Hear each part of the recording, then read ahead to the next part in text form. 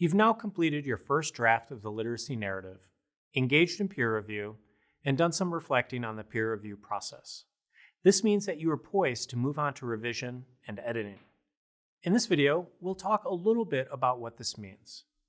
We're going to address editing later in this section because editing should, generally, be the absolute last thing that you do before submitting or finalizing a writing task. So we're going to focus more on revision here. First, let's look at the term revision. Revision, when we split up the term, is the act of seeing again. This is really important to keep in mind as we think about revision because it means that when we are revising, we are trying to see our work again or in new ways. This does not mean that such seeing will inevitably lead to fixing or improving our text. Oftentimes, our work will improve because of revision, but sometimes it will initially get more complicated.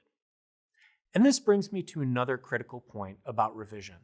It seldom, if ever, happens in a straightforward process. Like the writing process in general, revision is recursive. For example, we might engage in peer review and make some changes in a text based on that peer review. But then we might read our text again and realize that we need some more revisions. The last thing I want to touch on here, and we'll say more about this soon, is that revision focuses on larger features of your text, like your main ideas, arguments, and structure. Put simply, revision deals with your overall vision of the text, or what you think it can, might, and should do. Editing, on the other hand, deals with smaller features, like sentence constructions. So, start thinking about your overall vision for your text now, and how that vision may yet change before your final draft.